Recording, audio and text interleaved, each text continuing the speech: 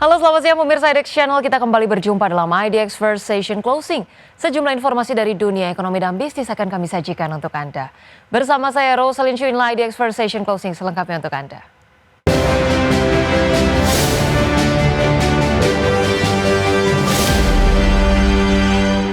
Kita awali dengan informasi pertama pemirsa. Pemerintah mengaku tidak berpuas diri meski angka kemiskinan turun 23,85% pada Maret 2025 jika dibandingkan dengan September 2024. Untuk menekan angka kemiskinan, pemerintah terus berupaya membuka lapangan kerja baru melalui berbagai program unggulan. Pemerintah mengaku tidak berpuas diri meski angka kemiskinan turun 23,85% atau sekitar 200.000 orang pada Maret 2025 jika dibandingkan September 2024. Pemerintah menargetkan angka kemiskinan terus berkurang mencapai 0%. Menteri Sekretaris Negara Prasetyo Hadi menegaskan, untuk menekan angka kemiskinan, pemerintah terus berupaya membuka lapangan kerja baru melalui berbagai program unggulan. Salah satunya program makan bergizi gratis yang diharapkan bukan hanya memberikan tambahan asupan gizi pada anak, tetapi juga membuka lapangan kerja baru bagi masyarakat.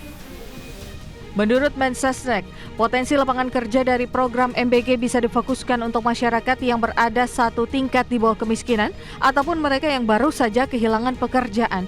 Selain itu, program Koperasi Desa Merah Putih berpotensi membuka lapangan kerja dari desa semakin terbuka lebar. Kalau saudara-saudara mengikuti, ini program yang dicanangkan oleh pemerintah ini semua kan terintegrasi ya. Dimulai dari kita satu misalnya menyusun data kependudukan kita ya, supaya kita bisa melakukan pemetaan dengan lebih detail.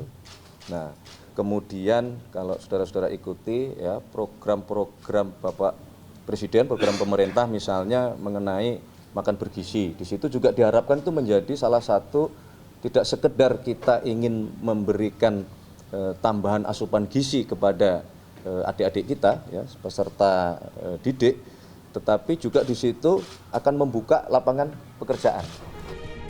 Badan Pusat Statistik mengungkap angka kemiskinan turun menjadi 23,85 juta orang per Maret 2025 dari periode September 2024 yang mencapai 24,06 juta orang. Saat ini penduduk miskin setara 8,47% dari total populasi Indonesia. Jakarta, Tim Liputan IDX Channel.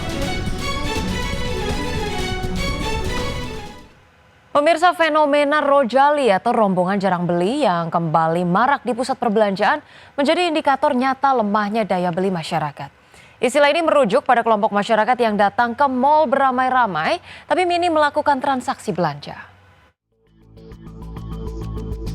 Fenomena rojali, rombongan jarang beli yang kembali marak di pusat perbelanjaan menjadi indikator nyata lemahnya daya beli masyarakat. Istilah ini merujuk pada kelompok masyarakat yang datang ke mal beramai-ramai tapi minim melakukan transaksi belanja. Hal ini sekaligus menjadi tantangan serius bagi sektor retail dan usaha mikro kecil dan menengah di tengah ketidakpastian ekonomi nasional. Dalam program Market Review IDX Channel, Ketua Umum Asosiasi Pengelola Pusat Belanja Indonesia Alphonsus Wijaya mengatakan, fenomena rojali bukanlah hal baru, namun intensitasnya sangat tergantung pada kondisi ekonomi rumah tangga. Meski daya beli melemah, tingkat okupansi pusat perbelanjaan nasional hingga paruh pertama 2025 tetap berada di kisaran 80 hingga 85%. Alphonsus optimis kondisi ini bersifat sementara. Transaksi di mal diyakini bakal kembali membaik seiring pulihnya konsumsi masyarakat. Rojali ini selalu terjadi sepanjang waktu begitu di pusat perbelanjaan begitu. Hanya saja memang intensitasnya ataupun jumlahnya yang selalu berubah dari waktu ke waktu begitu ya. Jadi kan seperti kita ketahui pusat perbelanjaan itu fungsinya bukan hanya sekedar sebagai tempat belanja saja, tetapi ada faktor fungsi-fungsi lain seperti edukasi, pendidikan, hiburan dan sebagainya begitu ya. Alphonsus memperkirakan industri pusat perbelanjaan tetap akan tumbuh tahun ini meski hanya mencatat pertumbuhan 1 digit atau di bawah 10%. Tim Liputan IDX Channel. Pemirsa, Badan Pusat Statistik menilai fenomena rojali atau rombongan jarang beli yang marak terjadi bisa menjadi penanda masyarakat sedang menahan konsumsi. Gejala ini juga bisa menjadi awal ataupun penanda awal tekanan ekonomi. Deputi Bidang Statistik Sosial BPS Ateng Hartono mengatakan fenomena Rojali dapat menjadi pertimbangan penting bagi pemerintah untuk tak hanya fokus menurunkan angka kemiskinan, tapi juga menjaga ketahanan konsumsi rumah tangga. Pasalnya fenomena Rojali ini tidak hanya menyasar masyarakat kelas menengah ke bawah, melainkan juga bisa melanda masyarakat kelas atas. Ateng mengungkapkan berdasarkan data Survei Sosial Ekonomi Nasional atau Susenas Maret 2025, terjadi kecenderungan kelompok masyarakat atas agak menahan konsumsi mereka. Asumsi kelompok atas memang agak menahan konsumsinya. Ini kita amati dari Susenasnya. Namun ini tentu tidak serta-merta berpengaruh ke angka kemiskinan karena kan itu kelompok atas saja ya. Fenomena Rojali memang belum tentu ya teman-teman mencerminkan tentang kemiskinan, tetapi tentunya ini relevan juga sebagai gejala sosial. Rojali adalah sinyal penting bagi membuat kebijakan untuk tidak hanya fokus ya menurunkan angka kemiskinan, tetapi juga memperhatikan bagaimana untuk ketahanan konsumsi dan stabilitas ekonomi rumah tangga pada kelas menengah bawah. Amati teman-teman semuanya. Pemirsa, survei Mandiri Spending Index menunjukkan belanja masyarakat selama periode libur sekolah pada 2025 tercatat tumbuh, namun melambat jika dibandingkan dengan tahun lalu. Berdasarkan hasil survei MSI, prioritas belanja yang bersifat untuk hiburan pada periode libur sekolah tercatat meningkat, sementara alokasi belanja untuk hal-hal penting justru menurun. Survei Mandiri Spending Index atau MSI menunjukkan belanja masyarakat selama periode libur sekolah pada 2025 tercatat tumbuh, namun melambat atau terbatas bila dibandingkan periode libur sekolah tahun lalu. Dikutip dari media sosialnya, MSI mencatat indeks nilai belanja dari pralibur hingga libur sekolah di minggu kedua mencapai 119,6 atau naik 8,9%.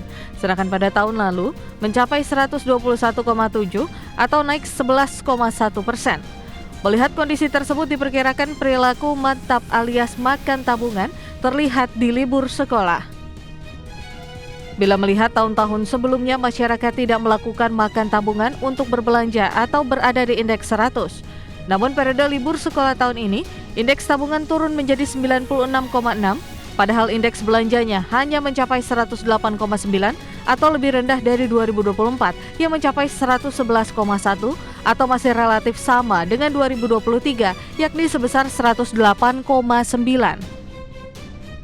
Hasil survei MSI juga melihat perubahan prioritas belanja yang bersifat untuk hiburan pada periode libur sekolah seperti leisures dan makan di luar tercatat meningkat.